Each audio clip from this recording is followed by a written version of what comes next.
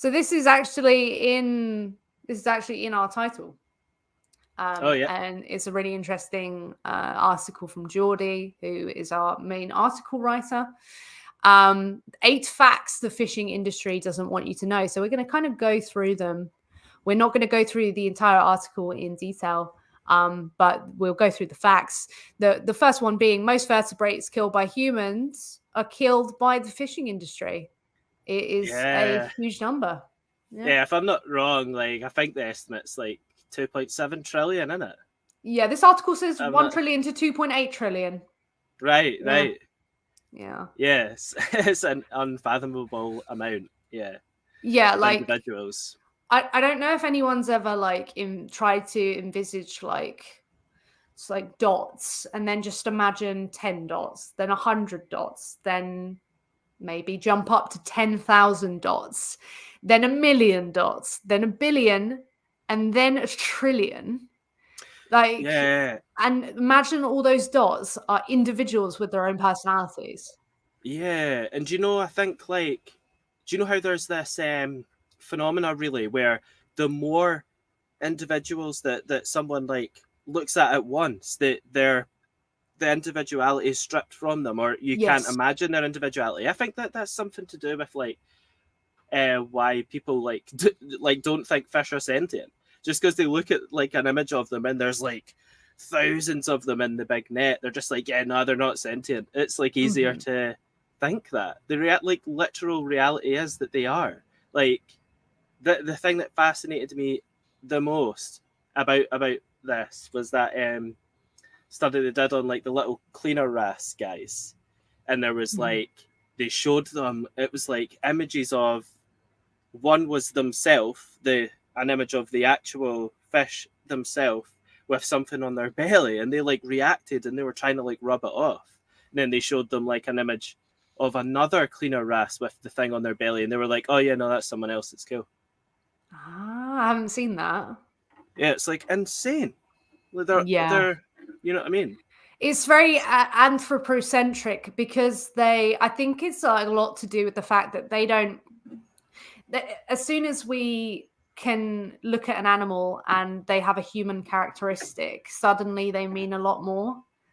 Like Mm. we put like chimps and orangutans at a higher level than we do like even a dog in many cases because they are so human like. They have these hands that are very human like, and Yeah. and a dog, they can, pretty sure I read that they've developed an ability to, they've got more muscles in their eyebrows now than they used to.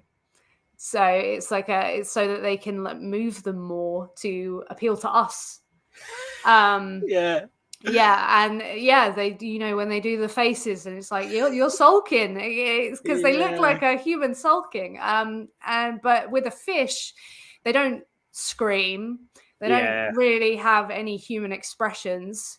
In fact, the few that kind of do, we think they're really cool and probably would maybe hold them to a different standard. I don't know, but Yeah. yeah, it's very human centric. As soon as someone's like a human, they suddenly mean something. But like a fish, they don't. But Yeah. fishcount.org estimate that between 1.1 and 2.2 trillion wild fishes were caught annually on average during 2000 and 2019. Approximately half of these were used for fish meal and oil production. They estimate that 124 billion farmed fishes were killed for food in 2019, ranging between 78 and 171 billion. It's amazing. But yeah, humans now kill about 5 trillion animals every year. And it's estimated that about 1 trillion to 2.8 trillion fishes are killed every year by fisheries in the wild, and fishes in captivity. The second, most factory farmed animals are kept by the fishing industry, which is no real surprise Mm. if so many fishes are being killed. Yeah, and I wonder if I know we don't have time to go through the whole article, but I wonder if Jordy comments on this. I'm sure that I've seen somewhere that like the mortality rate on farm is so high. Like I'm Oh, pretty sure yeah. it's like 50% or something. Mm-hmm. Yeah. But I would look that up. Like, don't quote me, because that's just me working off memory there. Yeah, like so many of them end up with lice because they're in such confined spaces. Then there's such horrible conditions for them. The mortality rate is terrible. Yeah, And then they'll fish and kill. They'll catch and kill, is what I mean. Like wild fish to feed the farmed fish and all that. It's just all utter nonsense. absolutely. Third fact is fishing bycatch is one of the most wasteful activities in any industry. Bycatch should really be called by kill, don't you think, Kenny? Yeah, absolutely. Yeah. I don't. What's the context of wasteful like in this? Just because like so many of them are killed and then just like thrown back in the ocean, basically. Yeah, the fishing industry is not the only industry that has a name for the excess animals it kills, whose deaths will not give them any profit. Bycatch. Fisheries bycatch is one of the incidental capture and death of non-target marine species in fishing gear. It can include untargeted fishes, marine mammals, sea turtles, seabirds, crustaceans, and other marine invertebrates. According to the report by Oceana, it's estimated that worldwide 63 billion pounds of bycatch is caught every year. And let's just take into account, they're weighed by the weight. They're not weighed by the number of individuals, which is so sad. Like, it's tacky, man. Yeah. About 40% of fishes caught worldwide are unintentionally caught or are partly thrown back into the sea, either dead or dying, because they come out and then most of them aren't mammals. They can't breathe outside of the water, so they just end up drowning. And if people are wondering why this happens, it's because they use these trawler nets, and trawler nets do exactly that. They trawl from the bottom of the ocean to the top of the ocean, taking all of the animals in sight and the reefs and everything, and that's why so many animals end up being accidentally caught. It's just more profitable for them to quickly do this and then chuck them back in, dead or dying. Ludicrous, isn't it? For things we don't need. Yeah, we don't even need to be killing these fish in the first place. We don't need to touch the ocean, man. Just leave it alone. Yeah. Around 50 million sharks are killed as bycatch every year. And it's funny, we have such fear of sharks, like they're out to get us. Oh, yeah. But if anyone should be scared of anyone, it should be the sharks of humans, because, we kill so many of them. The fourth fact is the products the fishing industry sells to customers contain toxins. Dangerous levels of mercury and things PCBs, like that. Yeah. And if you're eating animals who eat other animals, it can be more hazardous because I forget the term, but as they're consuming these animals, it's going into their bodies as well, these mercury PCBs. I'm pretty sure that's why there's such high levels of mercury in animals like dolphins, because they are these mammals who consume other animals who have the PCBs and the mercury in their system, because we dump so much stuff into the ocean. And especially in mammals, because it's contained in their milk. So they feed their babies the milk, and it contains these PCBs. So they then contain these PCBs. Damn. But yeah, we'll read this one a bit more. Salmon farming poses potential health hazards for humans who eat meat of its inmates.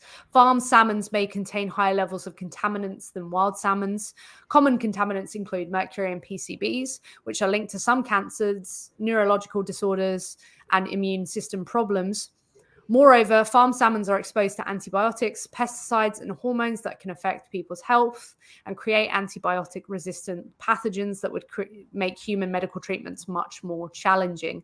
That's the thing with antibiotic resistance. This is another thing, another health hazard, a public health hazard, is antibiotic resistance. And so many of the antibiotics that we actually use are administered to non-human animals in the animal agriculture industry. and it's also the case in the fish farming, which, and as you know, you may be encouraged by doctors of your country to not use them as much as possible, because the more you use them, the more resistant the antibiotics become, the pathogens become to antibiotics. So that's like common knowledge that you shouldn't just be having antibiotics for every issue that you have. But we're just giving them out. So it seems like something that's going to amount up to some sort of event, really. And if anybody that's especially like non-vegans, if you haven't like witnessed it, you should Google it, because there's like so much footage of like with fish and the guys just like pumping them with antibiotics and throwing them in, like it's just wild, man. Mm-hmm. Absolutely.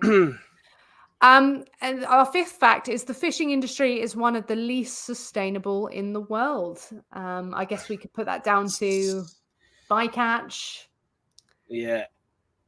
Trawling. Important to mention then that if anybody feels like combative with that point, it's like when they're buying their thing, they're like, no, it's got this like the logo and it's so legit looking, and they wouldn't say it was sustainable if it wasn't. I'm really sorry, but they would, and they do. That's exactly what they do. It's all of these organizations that create these labels that go on the products are all within the industry. Like it's not external. It's not an external source deciding that, and they put on everything, man, everything. So just don't believe that. If it's something you care about, obviously you should just care about the individual that's being killed for the product you don't need. But I'm just making a point, like it's all lies, man. Watch Seaspiracy, and then there's plenty of other sources of people reiterating these points and going into detail about it on YouTube that you can find. Yeah, if I can remember from Seaspiracy, it seemed that what was claiming it was sustainable was actually governing itself. Yeah. It's like the RSPCA. The RSPCA tells you what is humane, and then they're getting paid to say this is humane, and it's like a self-governing thing, like you would expect. Everything becomes humane and sustainable then, like all the factory farm stuff, like just whatever, man.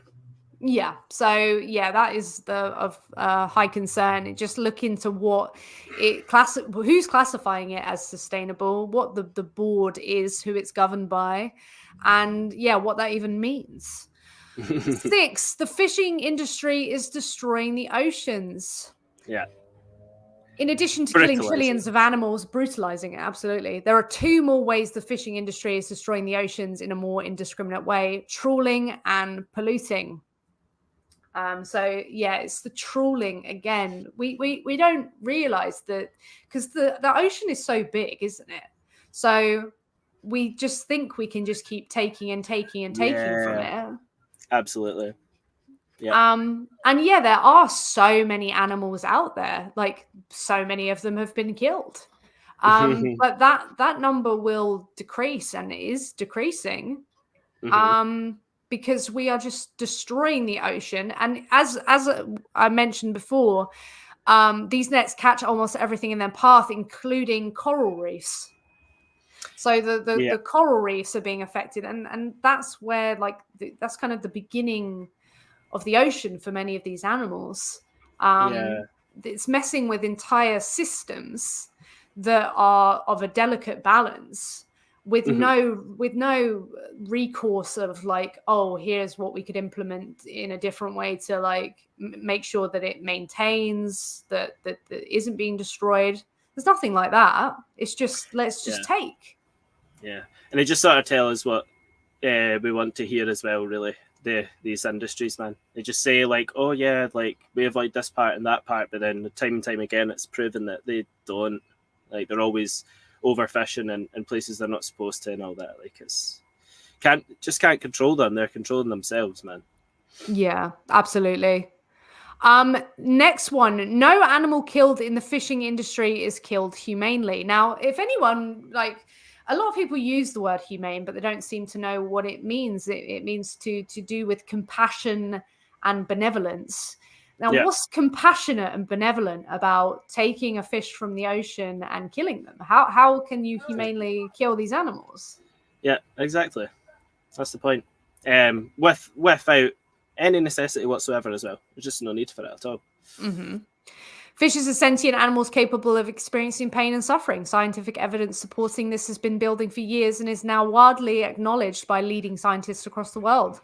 Fishes have highly developed senses, including taste, touch, smell, hearing, and color vision, to be able to perceive their environments, one of the prerequisites of sentience.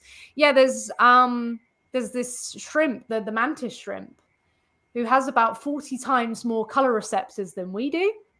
Yeah. So they are seeing colors that we don't think exist, probably. Damn, yeah. Um, Imagine what like an ocean like habitat looks like with that ability. I know, I Like how know, beautiful it'd be, yeah. like how vibrant the world is to us, anyway. And Mm, they have.